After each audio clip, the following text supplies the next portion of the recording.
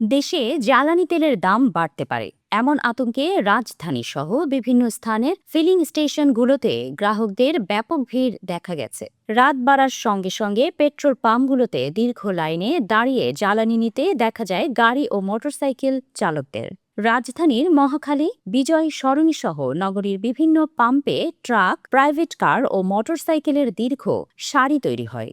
অনেক চালক আতঙ্কে প্রয়োজনের তুলনায় বেশি জ্বালানি কিনে রাখার চেষ্টা করেন। এতে অল্প সময়ের মধ্যেই কয়েকটি ফিলিং স্টেশনে অস্বাভাবিক চাপ তৈরি হয় এবং কোথাও কোথাও সাময়িকভাবে জ্বালানি শেষ হয়ে যাওয়ার মতো পরিস্থিতিও দেখা দেয়। বিশ্লেষকদের মতে মধ্যপ্রাচ্যের সংঘাত ও বিশ্ব বাজারে তেলের দাম বৃদ্ধির খবর ছড়িয়ে পড়ায় সাধারণ মানুষের মধ্যে সংকটের আশঙ্কা তৈরি হয়েছে। এর প্রভাবেই অনেকেই আগেভাগে বেশি করে জ্বালানি কিনতে পাম্পে ভিড় করছেন। এদিকে সরকার বলছে দেশে জ্বালানি তেলের মজুদ স্বাভাবিক রয়েছে এবং আতঙ্কিত হওয়ার কিছুই নেই। পরিস্থিতি সামলাতে যানবাহনে তেল বিক্রির কোটা নির্ধারণ করে দিয়েছে বাংলাদেশ পেট্রোলিয়াম কর্পোরেশন।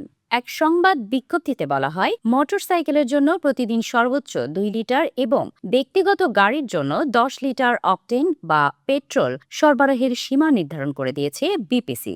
এছাড়াও জিপ ও মাইক্রোবাসের ক্ষেত্রে 20 থেকে 25 লিটার, পিকআপ ও লোকাল বাসে 70 থেকে 80 লিটার এবং দূরপাল্লার বাস, ট্রাক ও কন্টেইনার ট্রাকে 200 থেকে 220 লিটার ডিজেল দেওয়া হবে। তবে গুজব ছড়িয়ে পড়ায় হঠাৎ করে চাহিদা বেড়ে যাওয়ায় পাম্পগুলোতে চাপ তৈরি হয়েছে। শুক্রবার ছুটির দিনেও তাই রাজধানীর বিভিন্ন ফিলিং স্টেশনে উপচে পড়া ভিড় দেখা গেছে। পাম্প থেকে মূল রাস্তা পর্যন্ত চলে এসেছে গাড়ির লাইন, ফলে রাস্তায় তৈরি হয়েছে যানজট। জ্বালানি বিশেষজ্ঞদের মতে প্রকৃত ঘাটতির চেয়ে আতঙ্কজনিত অতিরিক্ত চাহিদায় পরিস্থিতিকে বেশি চাপের মধ্যেই ফেলছে।